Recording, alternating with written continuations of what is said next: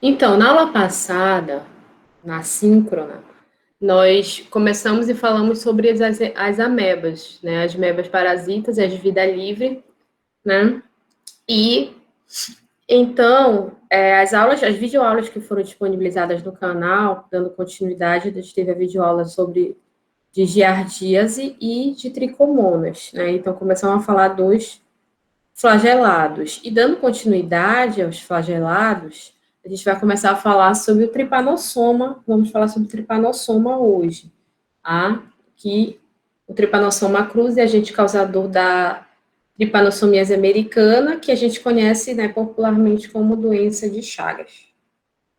E a doença de Chagas, então, ela é uma parasitose, ela é uma parasitose que a gente diz que é uma parasitose tecidual e uma parasitose hemática, porque também envolve a questão da corrente sanguínea, e é uma parasitose que é endêmica em várias regiões da América. Como eu já falei, o principal agente etiológico é o Trypanosoma cruzi.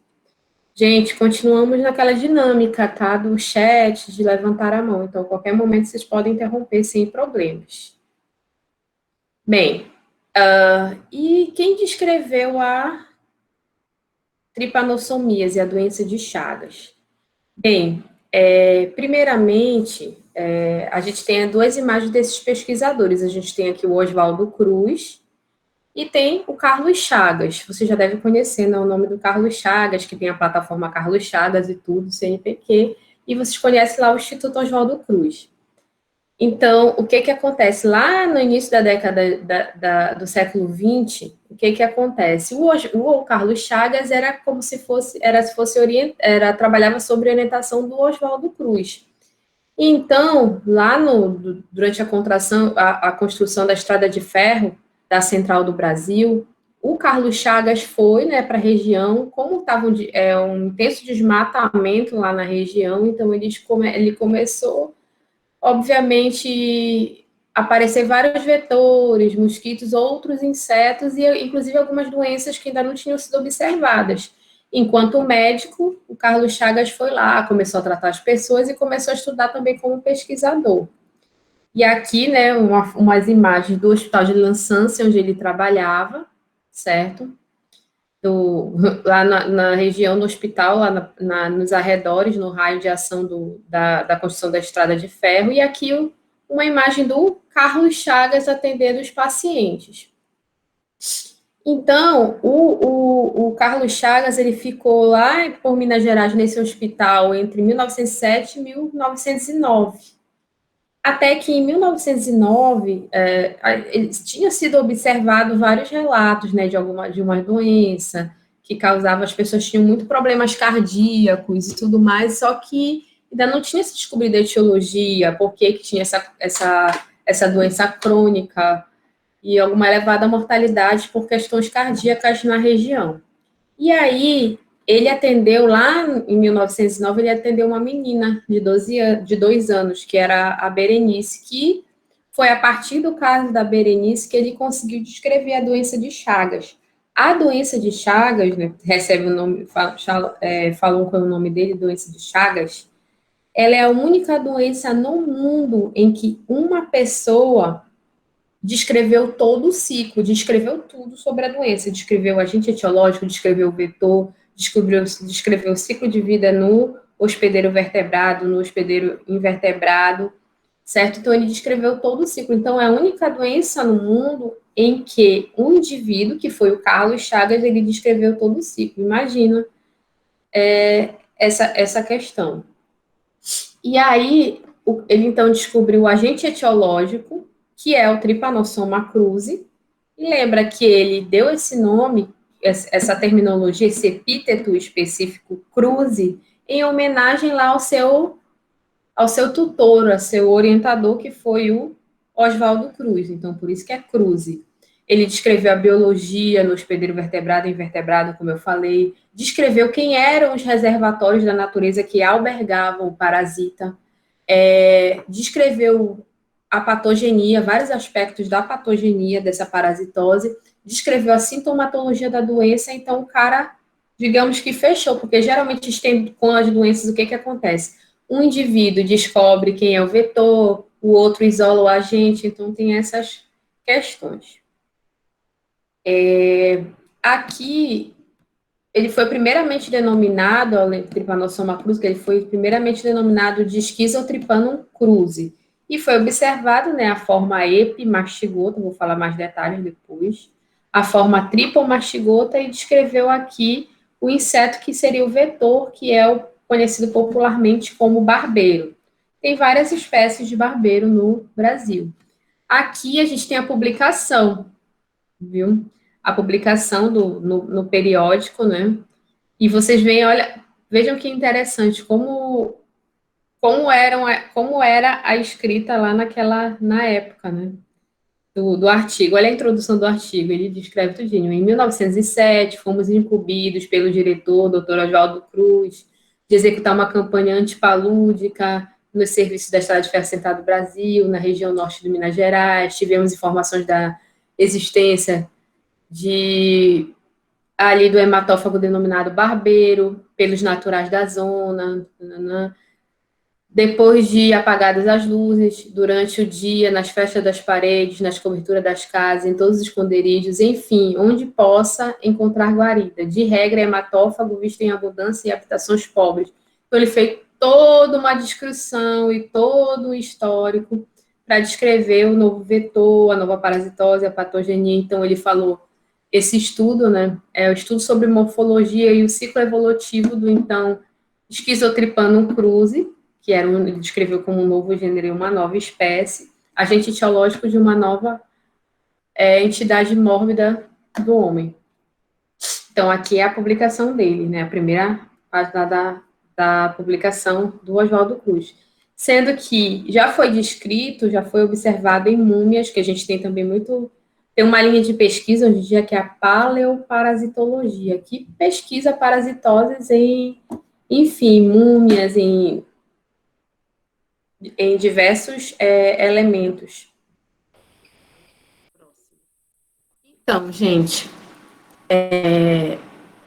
a parte da classificação do Trypanosoma. Como eu falei para vocês, ele está no filo, no Sarcomastigófora, certo? E dentro do subfilo Mastigófora, que na classificação tradicional são parasitas que possuem flagelo como sua estrutura de locomoção, tá?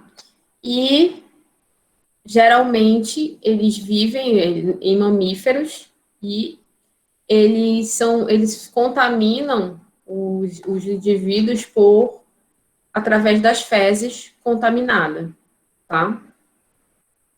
Vamos ver aqui a morfologia, depois eu vou mostrar um videozinho do ciclo de vida. Então, aqui tem a morfologia de um Trypanosoma cruzi, tá? O que acontece? Olha, vejam bem, lembra essa estrutura, bem aqui, vou falar primeiro aqui, na verdade. Essa estrutura aqui é o flagelo, né? A estrutura de locomoção. Então, ele possui esse flagelo. Na base desse flagelo tem essa bolsa, né? Que é a bolsa flagelar e o corpúsculo basal, que é que dá origem ao flagelo. E aí, além do flagelo, olha, a gente tem a parte aqui que é o núcleo, que a gente consegue observar bem numa extensão sanguínea, por exemplo, para dar um diagnóstico, a posição desse núcleo. Então, aqui a gente tem o núcleo, e ao redor do núcleo a gente tem sempre o retículo endoplasmático. Então, lembra que ele tem um retículo endoplasmático. Geralmente, em continuidade com a carioteca, a gente tem lá o retículo endoplasmático. Aqui, essa região bem aqui, a gente chama de cinetoplástico, e a partir dela, olha, ele tem essa estrutura, a mitocôndria dele, ela não tem aquele formato arredondado, o formato de um feijão ou ovoide, ele tem esse formato, olha aqui, que acompanha essa morfologia do parasita. Então, isso aqui é a mitocôndria. Compondo parte da estrutura digestiva dele, a gente tem o que a gente chama de citofaringe nessa reunião, e tem vários corpúsculos de inclusão aqui no seu citoplasma, certo? Tem inclusões de gordura, né, inclusões lipídicas. A gente tem várias vesículas, que são vesículas digestiva, processo de alimentação, enfim, a gente tem várias vesículas, e tem alguns vacúolos, que são vacúolos contráteis, vacúolos que servem para o equilíbrio osmótico do parasito, certo? Então, tem outros vacúolos que servem para reservas de alimentos, de compostos de substâncias orgânicas e principalmente esses vários vacúolos, tá? Bem, na superfície, olha, aqui a gente tem, né, aqui a parte do flagelo, e na superfície da célula a gente tem várias substâncias que são as mucinas, que auxiliam no processo de infecção do parasito, tá? Vou explicar para vocês aqui de maneira geral a morfologia. Olha só. A gente tem essa forma aqui, que geralmente é a forma a forma tecidual, que é uma forma, como o nome já diz, é amastigota, ou amastígota, como costumam falar os parasitologistas. Amastígota. O ar, né, como mastigota está relacionado ao flagelo, o amastigota é o que não tem flagelo, então é a forma que não possui o flagelo, certo? Tem a forma, tem a forma tripomastigota, certo? Essa forma tripomastigota é a forma, olha, que o núcleo está bem aqui central, mais ou menos central, e aquela estrutura que está na base do flagelo, que é o cinetoplasto, está anterior, está na região anterior ao núcleo. E a forma epimastigota, olha, o cinetoplasto ele está na forma posterior ao núcleo. Então, vocês sabem muito bem, né? É bem conhecido a questão do ciclo de vida do tripanossoma. Então, vou falar um pouco do ciclo tripanossoma nos triatomídeos, né, nos barbeiros, e o ciclo do tripanossoma nos humanos e em outros mamíferos. Eu vou falar para vocês e depois a gente passa um vídeo dos dois locais, certo? Então, o que acontece? Nos humanos, quem é que infecta os humanos, tá? Olha só. A forma tripomastigota, que é essa forma que tem lá o cinetoplasto anterior, essa forma tripomastigota, que a gente chama que é uma forma ativa, a gente chama de tripomastigota metacíclica, que é uma forma ativa. Essa forma invade as células do hospedeiro no local do sítio no local do sítio da inoculação. Como é que acontece isso? O barbeiro, quando vai fazer o barbeiro é um inseto hematófago. Quando ele vai fazer o repasto sanguíneo, imagina, ele inocula lá a sua probóscide e suga o sangue. E ao mesmo tempo que ele suga o sangue, ele defeca no local. Ou seja, além de ele sugar teu sangue, ele ainda defeca em ti. Então, ele defeca. E é nessas fezes que está essa fase, certo? Então, ele defeca e nas fezes a gente tem esse parasito, né? Essa forma tripomastigota. E aí, essa forma, ela invade a pele no local de inoculação. Geralmente, o que facilita essa invasão é algum tipo de microlesão, quando você coça, enfim. Lá no teu ato reflexo, quando tem um mosquito, alguma coisa, tu coça, e aí provoca microlesões na pele, e aí ele consegue, então, invadir esse local, e ele consegue invadir esse local, tá? Onde as fezes lá foram depositadas nas proximidades. E aí, então, eles atravessam, vão para a corrente sanguínea e na corrente linfática, e aí, então, eles vão infectar outras células, e quando eles vão para essa fase tecidual, então eles perdem o flagelo, então eles transformam nessa forma que a gente fala que é a forma amastigota. Então, após eles penetrarem, eles entrarem na célula, veja bem, por que é importante ele ter um flagelo? Porque ele precisa penetrar e se disseminar via a circulação linfática, a circulação sanguínea. E aí, a partir do momento que ele entra numa célula, ele já perde esse flagelo, transforma-se, então, se diferencia na forma amastigota, né? E nessa forma mastigota, então, que ele vai se multiplicar, certo? Então, ele vai se multiplicar, a forma mastigota, por divisão binária, vai se multiplicando, até que, então, há o rompimento dessas células que ele invadiu e a liberação, então, dessas formas para a corrente sanguínea lá, linfática, certo? Então, o que, que vai acontecer? Essas formas, elas ficam circulando lá na corrente sanguínea humana. E aí, o que, que acontece? Eu, indivíduo infectado, aqui tenho esses tripanossomas na minha corrente sanguínea, e aí, então, veio um barbeiro, que pode não estar infectado, para fazer o seu repasto sanguíneo em mim.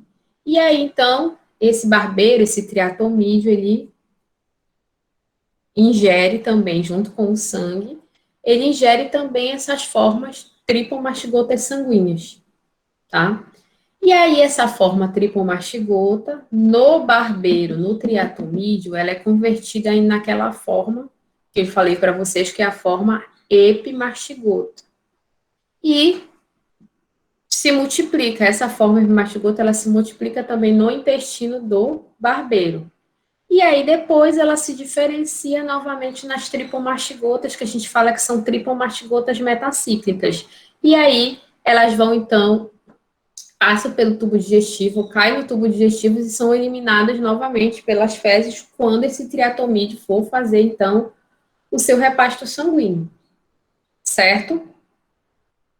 Então, quando ele for fazer o repasto sanguíneo, ele vai, então, infectar o outro indivíduo.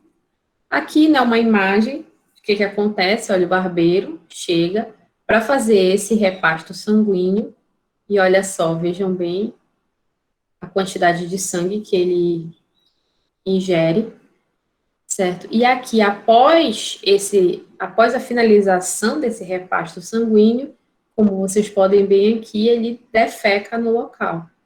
E após defecar, não, vejam bem, não é na saliva do barbeiro que está, não é pela saliva que ele inocula o tripanossoma, é através das fezes.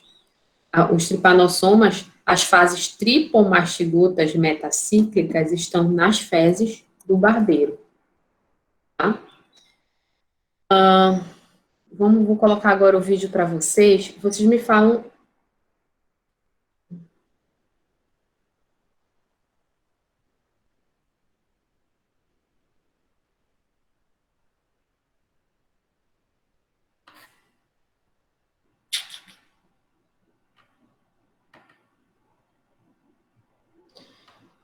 Bem, então.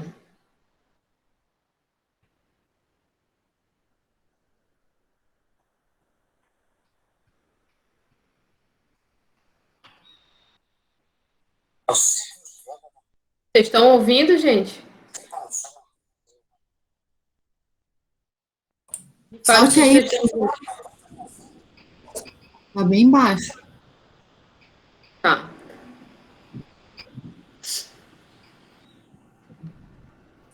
Então tá, eu vou colocar, porque como você já sabe como é, vocês estão ouvindo, e aí depois a gente comenta. Então, primeiramente, eu vou mostrar o ciclo de vida no homem. Então, vocês vão ver como o barbeiro vai, como há a inoculação no homem e o ciclo da forma como ocorre no homem. Vamos lá.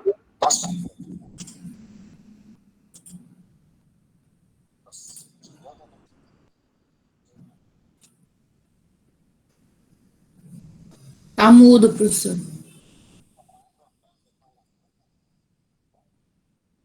Tá, então eu vou narrando para vocês, tá?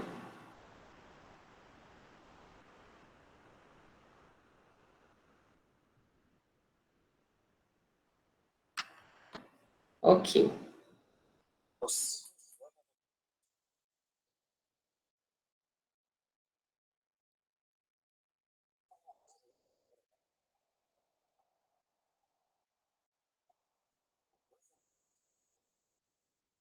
Então, gente, aí, como eu falei para vocês, a contaminação do hospedeiro vertebrado, ela ocorre quando a fêmea, tá? É a fêmea que é hematófaga. Então, na maioria, na verdade, dos insetos acontece dessa maneira. A fêmea é hematófaga e aí ela vai e fazer esse repasse sanguíneo no homem.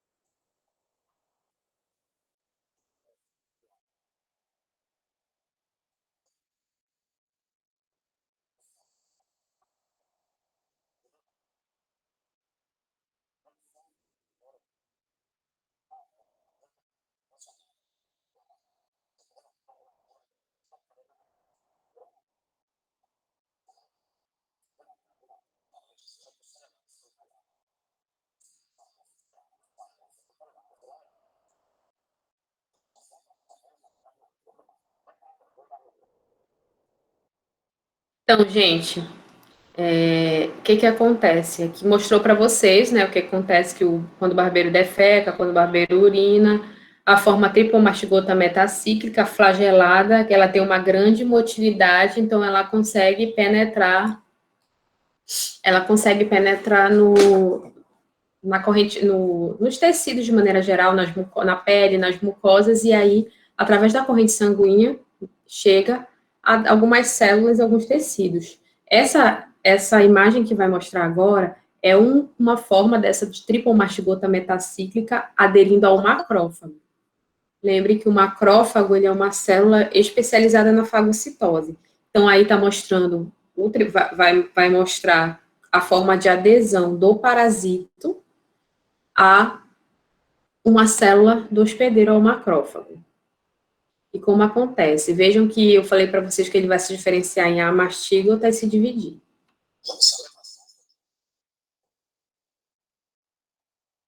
Aí ocorre a fagocitose do parasita.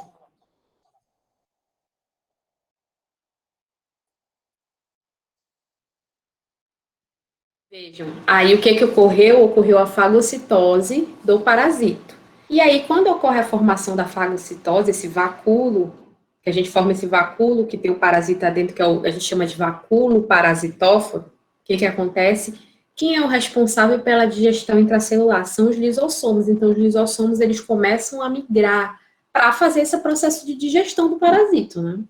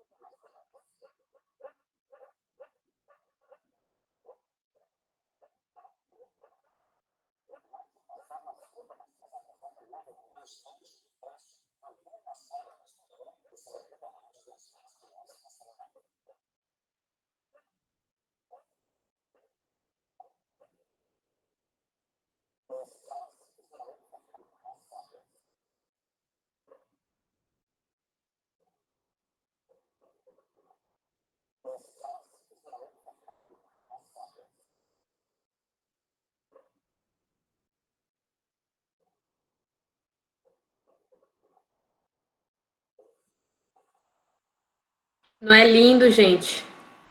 Vocês entenderam esse processo? Alguém tem alguma pergunta?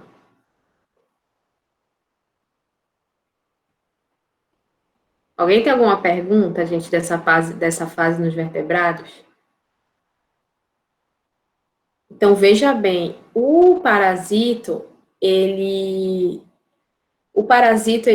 numa célula fagocítica, como o macrófago, ele é fagocitado, e como processo de fagocitose, vocês lembram lá da biologia celular? No processo da fagocitose, é o processo de digestão de partículas sólidas. Então, o macrófago fagocita, esse tripanossoma, lembra que é a forma tripomastigota metacíclica, né, que é liberada pelas fezes do barbeiro, e aí, com essa tripomastigota, nessa fase, essa tripomastigota metacíclica, ocorre o quê? Deixa eu botar aqui no certo. O que acontece? Essa forma ela é englobada e, obviamente, a célula vai no intuito de digerir que essa partícula estranha foi fagocitada, então vai ter que haver processo de digestão intracelular. E aí, o que acontece?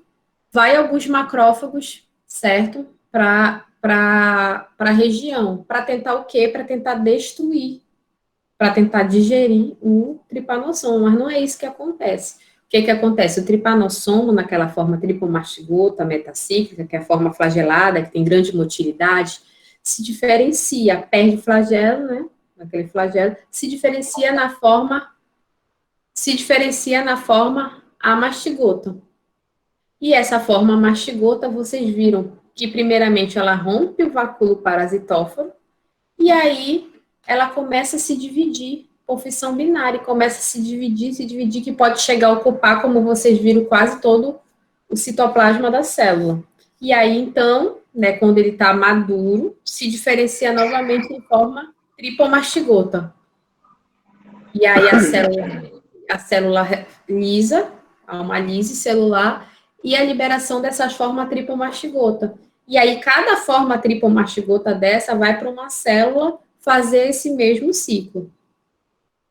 E aí, isso fica circulando aqui no corpo dos mamíferos. Aqui a gente está dando exemplo do homem. Alguma pergunta, gente? Hein? Então tá. Então vamos dar continuidade à parte do ciclo de vida no inseto. Então, o que acontece? A forma tripomastigota. Só um minuto. Então, o que acontece? A forma tripomastigota. A forma tripomastigota está circulante lá no homem. E aí, o que acontece? O inseto pode ir lá fazer o seu repasto. Que aí é a continuação e a gente vai ver, então, o ciclo de vida agora no inseto.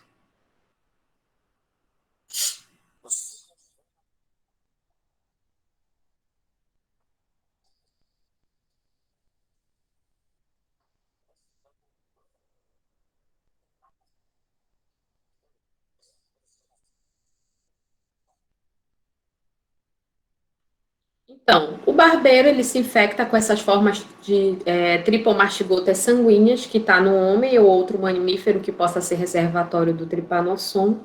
Então, ele ingere essa forma e vai lá para o tubo digestivo do inseto.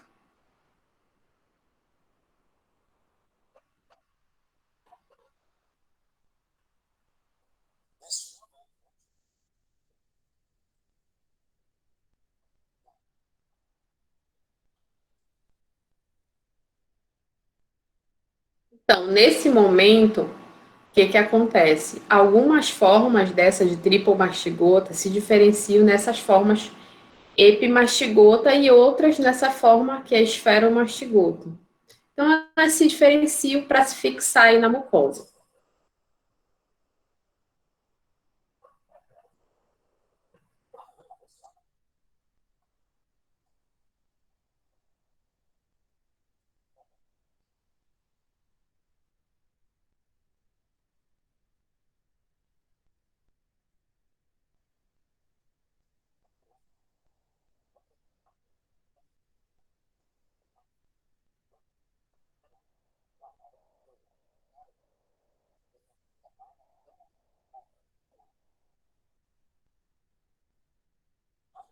Então, vejam que essas formas epimastigotas, elas se dividem também por fissão binária e começam a aderir nessa parte da mucosa do intestino, né, dessas substâncias mucosas do intestino. Eles se aderem por essa região do flagelo, como vocês podem ver.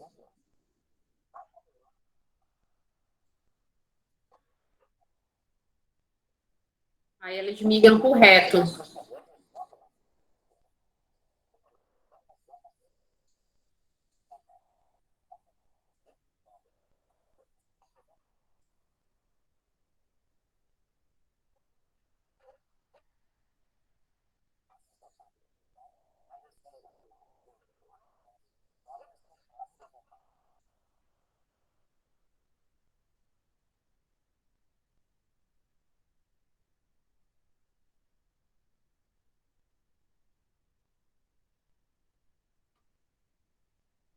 Então, gente, como eu falei para vocês, né? Então, vocês logo podem ver que o barbeiro, ele se contamina com o homem ou outro mamífero susceptível através da ingestão, através da corrente sanguínea, a ingestão da forma tripomartigota sanguínea, e o homem se contamina através das fezes, né, da forma tripomartigota metacíclica que está nas fezes do barbeiro, ok? Lembre que o barbeiro, logo após o seu repasto sanguíneo, ele defeca e urina no local, certo? E depois, essa forma ativa, ela pode ser carreada para a corrente sanguínea. Alguma dúvida? Vocês estão entendendo tudo depois do vídeo? Ele sempre defeca e urina depois do repasto sanguíneo? Sim. Se repasto, principalmente, na verdade, se o repasto sanguíneo for completo. Porque o que pode acontecer? Ele pode começar a fazer o repasto, de repente tu acorda ou tira o inseto, então aí ele pode não ter defecado. Então, geralmente, ocorre essa finalização desse tipo de excreção dele quando o repasto é completo. Entendeu? Então, ele sempre defeca e urina com o repasto completo. Certo. E eu tenho mais uma dúvida. No caso, no ser humano, ele perde o flagelo e aí ele começa a sua multiplicação.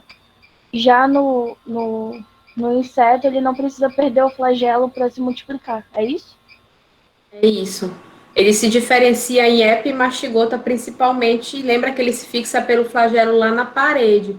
Por quê? Porque olha só a diferença. Lá no inseto, ele não fica, como vocês viram, ele fica na luz do tubo digestivo do inseto, ele não entra na célula do inseto, certo? Por isso que ele não perde o flagelo.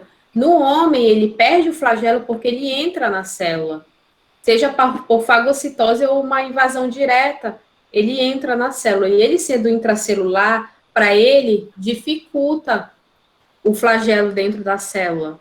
O flagelo é importante quando ele está na corrente sanguínea, quando ele está no tubo digestivo, que ele pode ficar se movendo. Dentro da célula, ele não tem necessidade de ficar fazendo todo aquele movimento, entendeu?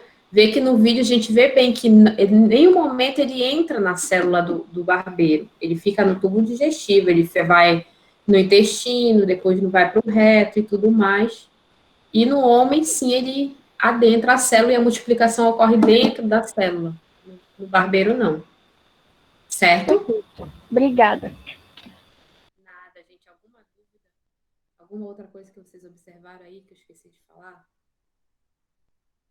Então, no homem, a divisão celular das amastigotas, elas são intracelulares. A gente vai ver um pouquinho mais. Então, como a gente falou, a transmissão, né, ocorre não exatamente pela picada, mas pelo processo de liberação, né? O barbeiro cis se infecta pela picada. E, geralmente, que foi observado lá por Carlos Chagas, que geralmente era que era mais comum nas chamadas casas de pau a pique, né? Essas casas de barro, de palha, que teriam várias frestas, vários locais, inclusive que vocês viram que foi descrito lá no trabalho do Carlos Chagas, que poderia, então, o parasito não, o inseto se esconder. Somente o inseto, ele tem hábito noturno. Eles têm hábito noturno. Então, geralmente, em alguns locais, algumas estruturas dessas casas, por ser um ambiente mais escuro também, oferecia certa proteção. E também está relacionado com a questão do desmatamento, né? Essa questão dos insetos e dos reservatórios silvestres. E aí, um dos principais sinais, né, da picada do inseto, ele é chamado de barbeiro, né? Porque geralmente é nessa região do rosto. Então, o que acontece? Um sinal característico, mas que nem sempre pode ocorrer, é o chamado sinal de Romana. Sinal de Romana é esse inchaço, esse edema que causa um inchaço que até pode chegar assim, como está aí nessa criança, fechar os olhos. Porque como ele penetra nos vasos, na corrente linfática, pode haver o extravasamento de plasma. Havendo esse extravasamento de plasma, ocorre esse edema, esse inchaço. Uma vez até eu tive um processo alérgico, ficou igual sinal de romana, eu fiquei desesperada, na verdade. Porque aqui aqui na minha casa, eu vejo, a gente vê, tem muitos barbeiros, tem barbeiro aqui. Inclusive o IEPA tem um setor que eles trabalham muito com essa questão da identificação. Só que existem várias espécies de barbeiros. Tem espécies que não são hematófagas, tem espécies que não carregam a doença de Chagas. Então, até cheguei a coletar uns várias vezes, tem algumas características morfológicas que diferenciam, vou até citar algumas que diferenciam um inseto hematófago de outro não. Aqui só mostrar mais uma vez, né, que é um sintoma, que a gente diz que é um sintoma agudo, que aparece logo após a penetração do parasito. Então, a gente diz que é um sinal de romana ou chagoma, a gente faz que é um inchaço, é a característica da doença de Chagas. Então, aqui o inseto, né, o hospedeiro invertebrado, que é o vetor, ele é dessa ordem Hemiptera, certo? E tem algumas espécies que são hematófagas. Então, ele tem essa morfologia. Geralmente, as espécies hematófagas, eles têm essa probóscide aqui mais afunilada para facilitar o processo de penetração na pele. E aqui, olha, alguns desses triatomídeos que são importantes para a transmissão da doença de Chagas. Então, na nossa região, a gente tem os triatomas, principalmente triatoma infestans, tem o triatoma aqui de Midiata, tem o Pansgostrongylos megistus e mais esses outros triatomas, entenderam? Então, por exemplo, eu vejo muito aqui na nossa região, eu vejo muito aqui em casa, inclusive, alguns triatomídeos, só que não são hematófagos. Eu primeiro olhei, eu achei que não era, mas enfim, como eu não sou entomologista, né? Eu olhei alguma característica, achei que não era, coletei uns, inclusive o IEPA estava até fazendo uma campanha divulgando que quem observasse na sua casa, guardasse num vidro, ele vivo, né, e levasse lá no IEPA. E aí eu fiz isso, eu guardei eles vivos e levei. Só que eles não eram hematófagos. Se forem hematófagos, o que eles estão fazendo lá? É lá na linha, é o doutor Allan Kardec, inclusive, que trabalha com isso. Se alguém tiver esse problema aí por casa, se observar muito esses triatomídeos, e aí a gente coleta, leva para ele. Se ele observar que é hematófago, o que eles fazem? Eles tentam fechar o ciclo, eles pegam esse triatomídeo, fazem o repasto sanguíneo dele, fazem ele se alimentar, para tentar inocular e ver se ele pode funcionar como um vetor da doença de Chagas. Então, é um estudo que eles estão fazendo aqui na região com esses triatomídeos, um estudo bastante interessante para ver esse perfil epidemiológico, principalmente nesses terrenos, nesses condomínios que está havendo desmatamento, algumas coisas para fazer esse perfil epidemiológico, né, que como a gente sabe, teve um índice elevado, segundo a Vigilância Sanitária, teve um índice elevado de casos de doença de Chagas. Então, uma das características morfológicas, tá, é a questão, como eu falei aqui, dessa estrutura que ele utiliza para alimentação. Os hematófagos, olha, eles têm essa estrutura aqui recorrente com essa extremidade bem pontiaguda. Os fitófagos, ele já não aparece, não é tão pontiaguda e a cabeça dele é mais arredondada. E os predadores, ele já tem afunilada, só que tem uma certa curvatura, que é justamente na busca para capturar a presa, certo? Então, a morfologia, esse é algumas das características, né? Quem trabalha com essa parte, especificamente da entomologia, com esse grupo, logicamente que tem várias outras características. Bem, aqui mostrando, né, vocês viram como mecanismo de invasão das células pode ocorrer tanto em células fagocíticas como em células não fagocíticas. Então, vocês observaram no vídeo que lá, na verdade, mostrou a invasão em uma célula fagocítica, né? Houve a emissão dos pseudóptos, na verdade, que é a célula fagocítica, a emissão dos pseudóptos, o englobamento da célula, da forma tripomastigota, e depois a diferenciação em amastigota, como eu falei para vocês, e sucessivamente. O que que acontece?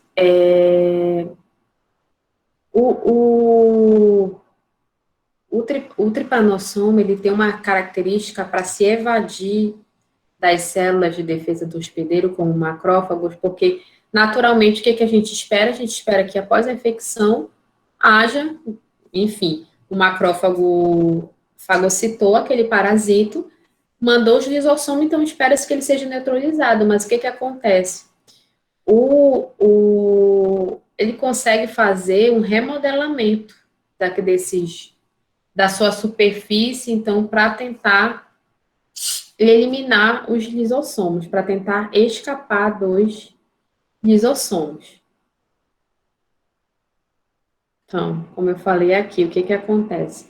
O mecanismo lá de invasão da célula, né? O lisossomo chega lá na região e aí ele consegue fazer, então, um remodelamento para que ele não seja eliminado pelos lisossomos, certo? Por que que ele consegue fazer isso? Teoricamente, olha o que que acontece. Quando ele invade, tem alguns fatores de fosforilação que fazem com que se apresente uma superfície, algumas moléculas de superfície desse endossomo, né, dessa estrutura fagocitada, digamos que engane os lisossomos para que não haja esse processo de digestão intracelular. Então, isso foi um mecanismo que foi alcançado ao longo do tempo.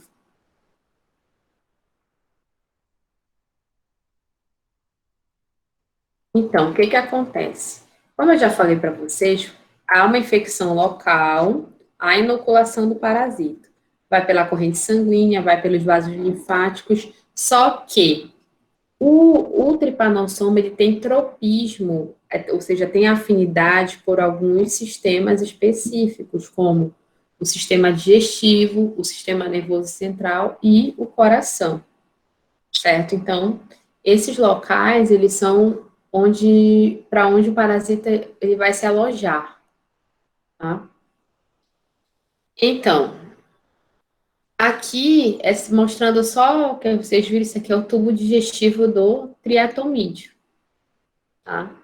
O triatomídeo, lembra que eu falei também para vocês, que eu mostrei no vídeo, o que que acontece, olha, ocorre o tripomastigota sanguíneo, né, que é o que ele faz o repasto, que ele ingere, passa lá no estômago, no intestino forma aquela esferomastigota. A esferomastigota é uma forma que vocês viram lá, que alguns autores nem falam, mas é uma forma de transição, né, para epimastigotas. E no intestino posterior, mais especificamente lá no reto, que é formado o tripomastigota metacíclico, dois triatomídeos. Bem, mas a gente sabe que essa fonte de infecção que eu falei para vocês, pelas fezes, é uma via tradicional, mas existem outras vias de infecção. Por exemplo, hoje menos, né? Porque tem mais um controle com relação a isso. Por transfusão sanguínea, poderia ocorrer, mas hoje já tem mais controle com relação a essas patologias ou a essas infecções, tem um controle maior, né, da qualidade desse sangue. Transmissão congênita, já foi relatado, acidente de laboratório e também foi relatado, como vocês sabem, a infecção por via oral, ou seja, mas para você se contaminar com a forma oral, você precisa ingerir o quê? Ingerir fezes do barbeiro, com a forma tripomastigota metacíclica, certo? Por quê? Quando você ingere, vai penetrar pelas suas mucosas, assim como penetra pela pele, vai penetrar pelas mucosas e aí vai seguir todo o ciclo adiante. Então, essa infecção oral tem que ser descrito muito, tem a característica do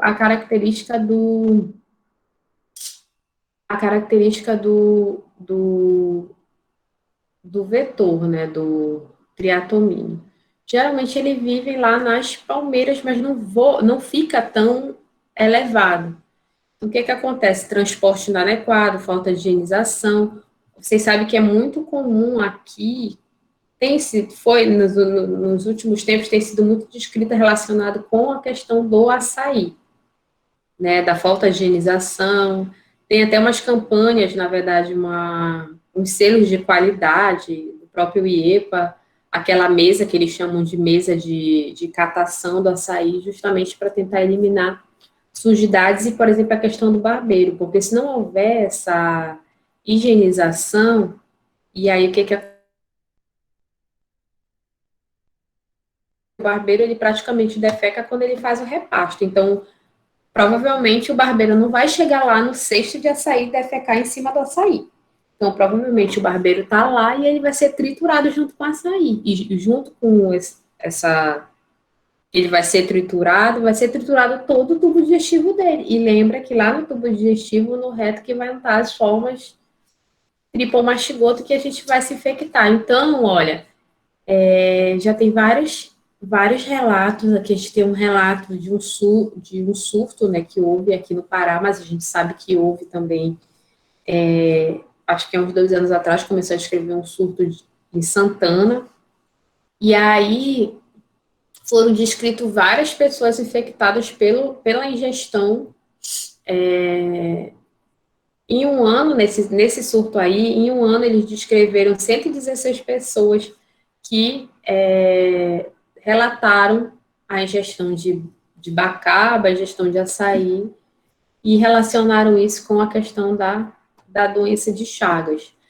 O primeiro relato, na verdade, de doença de Chagas oral, não foi nem do açaí. Teve um relato, justamente, acho que lá foi do Instituto Evandro Chagas, se não me engano, e o relato foi que uma família, à noite tinha uma sopa, um sopão daqueles noturnos, né, que citam. E aí a família fez o sopão e parece-me, por conta da noite, a questão da luz e tudo, tem uma família do interior, né, e aí com relação à luz, a luz atraía, né, atrai os insetos, e teve o barbeiro lá na sopa, foi feito esse inquérito epidemiológico, digamos, e foi descoberto que acho que foi um dos primeiros casos descritos mesmo de infecção por doença de Chagas por via oral. Então, hoje em dia já até uns anos atrás não aceitava-se essa via de infecção, mas hoje em dia já tem muito bem descrito essa questão, certo? Então, aqui, ó, nessa notícia, eles fizeram lá, o Evandro Chagas, na verdade, citou isso aqui alguns anos atrás, na verdade. Na verdade, acho que essa notícia é de uns 10 anos atrás. E a notícia diz que a cada 4 dias em média, uma pessoa era infectada com doença de Chagas ao tomar açaí na região amazônica. E nos últimos 15 meses foram relatados 15 surtos da doença no Pará, no Amazonas, no Amapá. Lembra que isso é há 10 anos atrás. Houve um incremento da qualidade, como a gente pode ver, que se reflete. Mas, por exemplo, é muito importante, aqui no Amapá tem-se muito hábito de ingerir açaí no período noturno, enfim. A gente sabe que faz parte da nossa questão cultural, mas é muito importante estar atento para esse processo da sanidade, né, do fruto. Alguma dúvida, gente? Alguma história? A avó da minha irmã, ela tem a doença de Chagas. E ela provavelmente adquiriu pela ingestão de açaí. Provavelmente. E aí a doença de Chagas é uma doença que não tem cura, né? Ela é uma doença que não tem cura.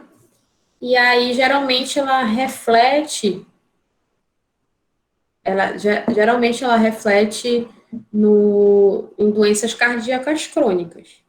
Viviana falou que teve uma professora que se infectou por doença de Chagas através da ingestão de açaí. Então, por isso que é muito importante esse trabalho que vem sendo feito para tentar fazer esse estudo epidemiológico, né? Porque se você tem em determinada área, você tem a presença do vetor. Se você acha um barbeiro no seu quintal, não significa que ele vai te transmitir a doença de Chagas, porque nem todo barbeiro nem todo barbeiro ele é portador do trypanosoma. Mas você já tem um elemento do ciclo. Esse elemento é o vetor. Bem, o parasito, o trypanosoma, ele desenvolveu, ao longo do seu processo evolutivo, obviamente, ele desenvolveu várias estratégias para escapar, várias estratégias de escape, de evasão do sistema imune.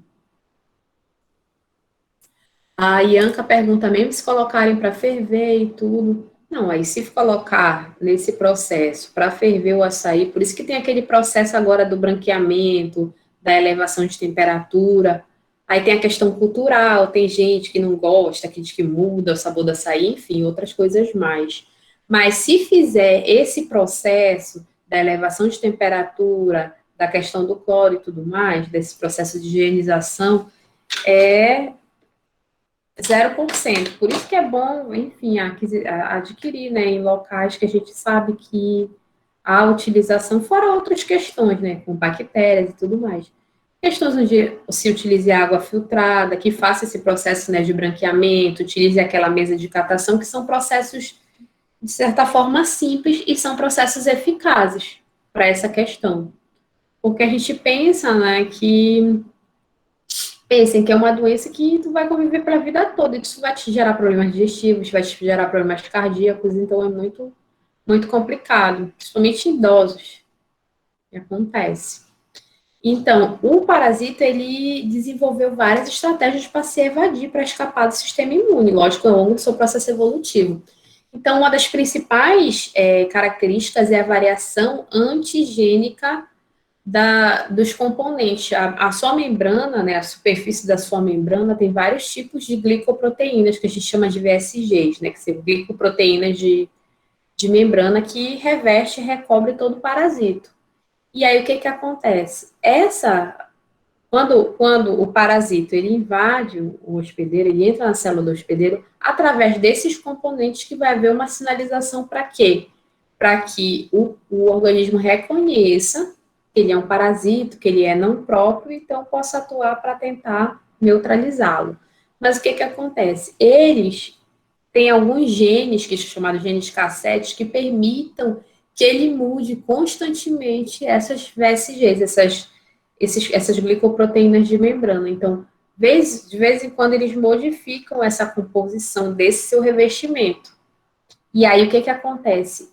Cada vez que ele muda esse revestimento, o sistema imunológico vai ter que criar uma nova estratégia para combater o parasita. O hospedeiro ele vai ter que montar uma nova resposta imune para combater aquele parasito, certo? Então, é uma estratégia do parasito para se evadir, para que, digamos que é um modo dele se disfarçar, o sistema imunológico vai reconhecer, mas vai demorar mais.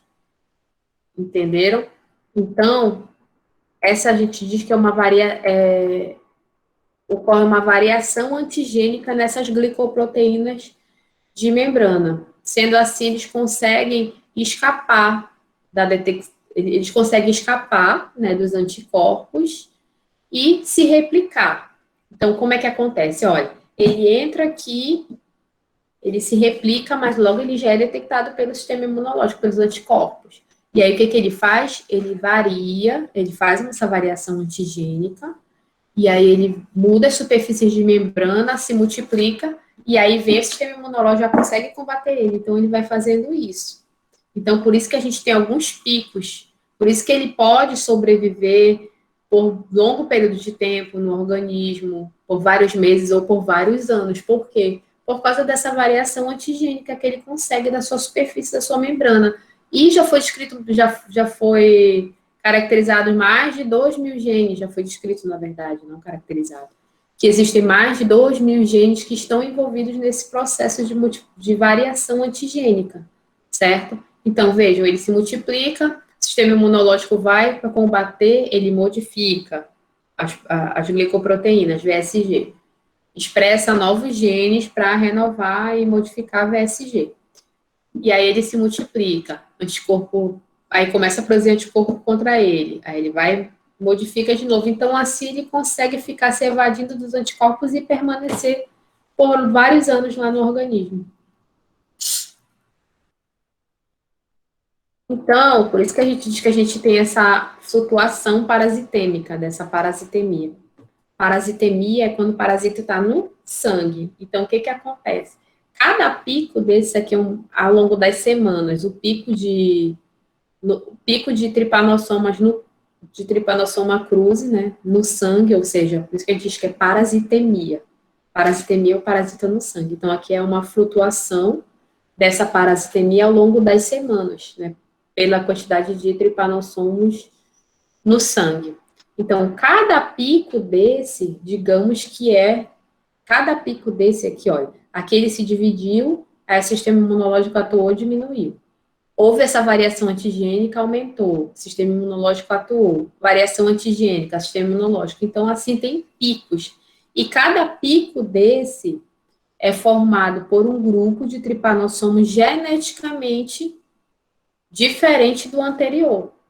Porque aqueles conjuntos de genes atuaram para modificar as VSGs, então, dá esse mecanismo de escape para os parasitos. Vocês entenderam, gente, esse processo?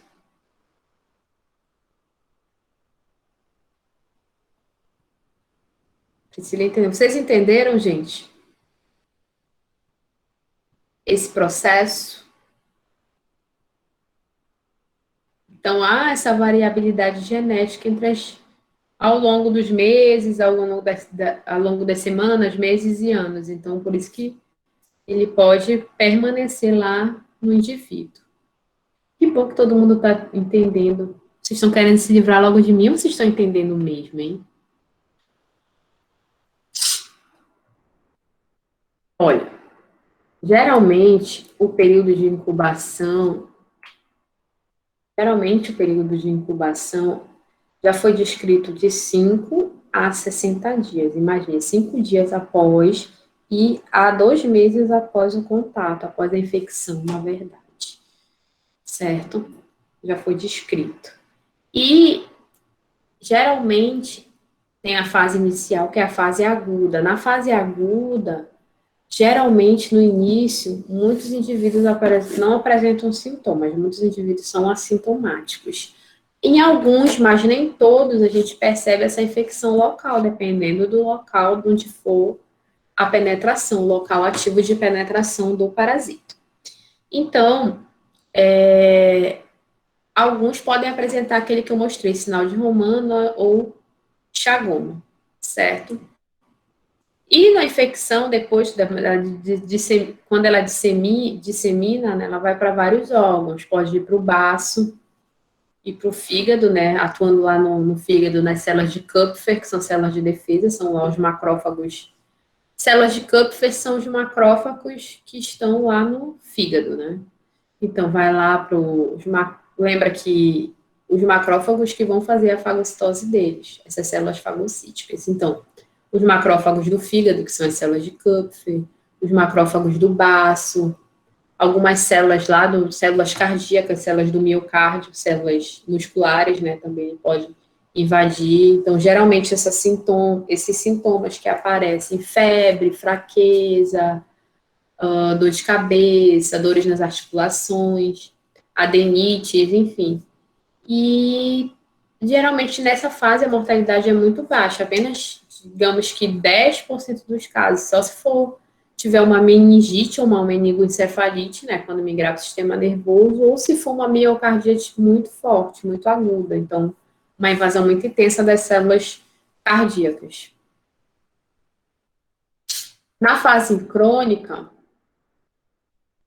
o que acontece? Na fase crônica, cerca de 30% dos infectados apresentam lá os sintomas, mas 70% eles são, digamos que, assintomáticos. Então, na fase crônica, esses picos de parasitemia, esses aqui, que eu mostrei para vocês, eles são, na fase crônica, eles tendem a ser aqui, olha, mais baixo. Tá? Então, nessa fase crônica, esses picos, eles tendem a ser mais baixos. Geralmente, a gente tem uma cardiomegalia, ou seja, aumento do coração, aumento dos ventrículos. Não há problemas cardíacos. Ou também, principalmente, na verdade, problemas cardíacos e problemas problemas gastrointestinais, na verdade. A gente diz que é a doença dos megas. Então, como atua na musculatura, como gera inflamações na musculatura do esôfago, do intestino delgado, do intestino grosso, no caso do cólon. E como é que acontece? Como há uma destruição dos gânglios linfáticos nessa região, já que é o aumento da musculatura, né, por compensação, porque eles invadem as células cardíacas lá do tubo digestivo. Porque ao longo do tubo digestivo, todos os órgãos do estômago, intestino grosso, intestino delgado, tem as camadas, né? Eu falei a mucosa, a submucosa, a muscular e a serose. Então, eles têm uma camada muscular. E esses parasitas, eles têm tropismo por essa camada muscular. Então, há um aumento da massa muscular naquele local para compensar a destruição dos gânglios linfáticos locais.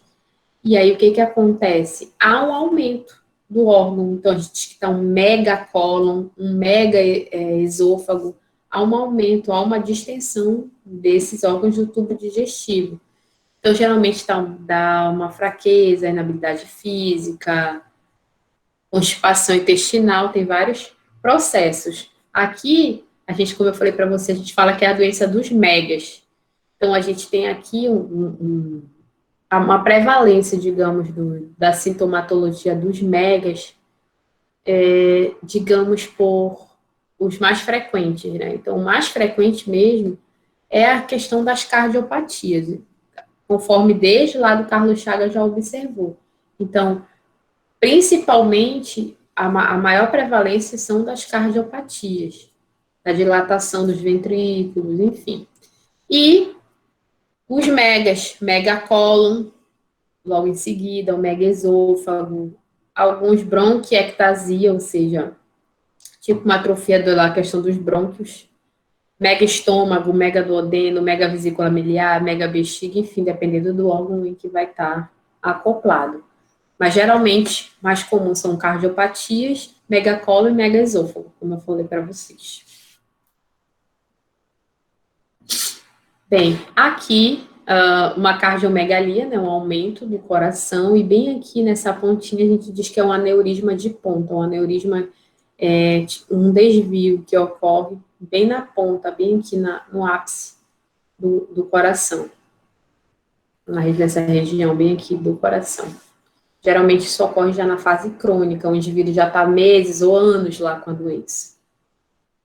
Então, isso aqui é uma miocardia chagásica, aqui isso aqui é um corte histológico, e aqui são células cardíacas, né, musculatura cardíaca.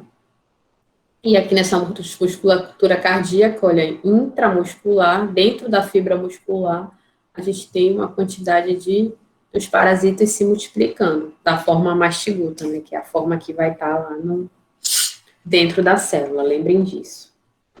A forma mastigota que vai estar dentro da célula. Quando está fora da célula, a gente tem geralmente as formas que possuem o flagelo. Isso aqui, né, é um achado, na verdade, pós-mortem, que a gente tem aqui um indivíduo com megacólon, ou seja, o cólon bem dilatado. E aqui a questão do diagnóstico. Para o diagnóstico, é imprescindível que se detecte as formas do parasita. Então, geralmente na forma aguda, a forma aguda que a gente tem as formas circulantes na corrente sanguínea, pode fazer o esfregaço de sangue, geralmente sangue periférico, e aí você consegue observar as formas tricomastigotas lá no sangue. Entre as hemácias você pode conseguir observar.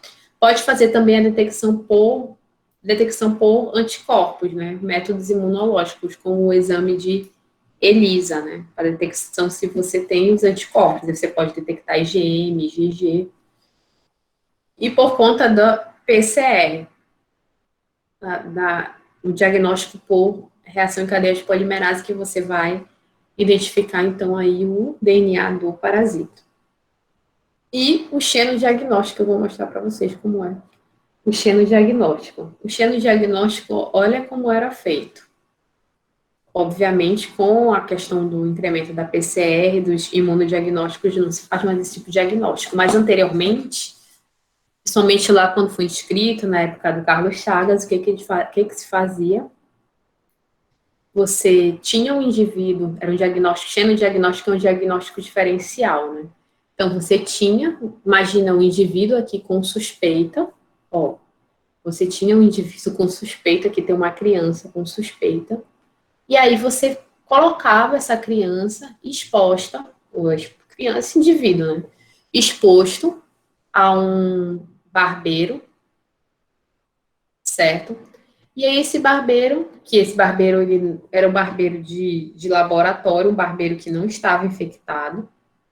Então você pegava o barbeiro não infectado, com Trypanosoma cruzi, colocava ele para ingerir o sangue do indivíduo suspeito, e aí depois você fazia análise das fezes do barbeiro, você fazia análise das fezes do barbeiro para ver se o barbeiro tinha se infectado com aquele indivíduo. E aí você conseguia dar o diagnóstico. Hoje em dia não. Depois eles começaram a fazer esse diagnóstico por o barbeiro inoculando o sangue de uma outra fonte, né, o sangue de um indivíduo, mas de uma outra fonte, colocavam elementos atrativos naquele local, atraía o barbeiro e ele conseguia fazer esse repasto sanguíneo diretamente do sangue, e assim também se fazia depois uma análise das fezes do barbeiro para ver se ele foi infectado por o sangue daquele indivíduo. Então, isso era o xenodiagnóstico. Só que esse hoje em dia é pouco utilizado, obviamente, devido às várias técnicas que se tem para o diagnóstico.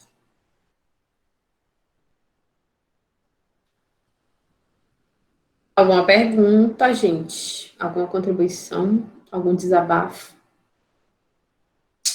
Bem, qualquer coisa o chat está aí. Vocês estão acordados? Deixa eu ver quantos tem acordados.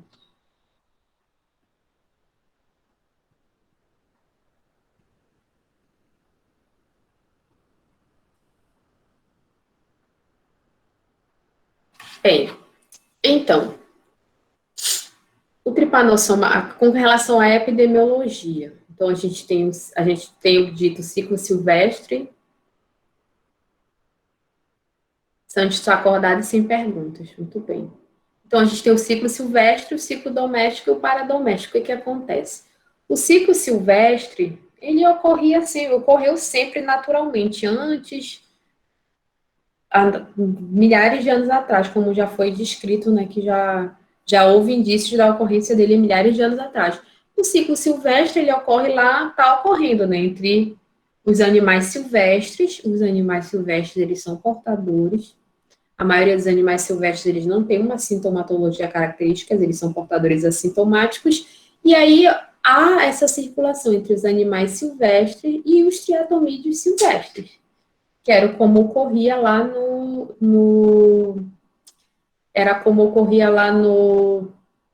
na Estrada de Ferro, lá em Minas Gerais, enfim. Quando ele observou, estava ocorrendo o ciclo silvestre, beleza, mas aí o que aconteceu? A partir do momento em que o homem tem contato com esse meio silvestre, ou há desmatamento, ocorre uma interação lá desses ciclos, tá? Então, existem os animais que são ditos, olha, que a gente olha o ciclo paradoméstico, existem os animais ditos paradomésticos. Quem são animais paradomésticos? O indivíduo cria uma capivara. o indivíduo tem contato com uma mucura, o indivíduo, enfim. São animais que são silvestres, mas são domesticados e têm contato com animais, com triatomídeos silvestres ou outros animais silvestres. E aí, a gente tem esse ciclo entre esses animais ditos paradomésticos e esses triatomídeos domésticos, como são os triatomídeos que hoje eu tenho aqui em casa, por exemplo.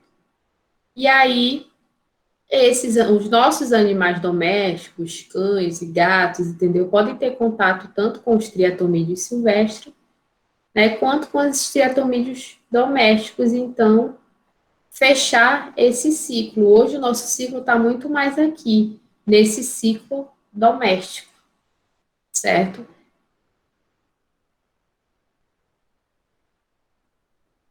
Bem, e a distribuição desses vetores do Trypanosoma cruzi.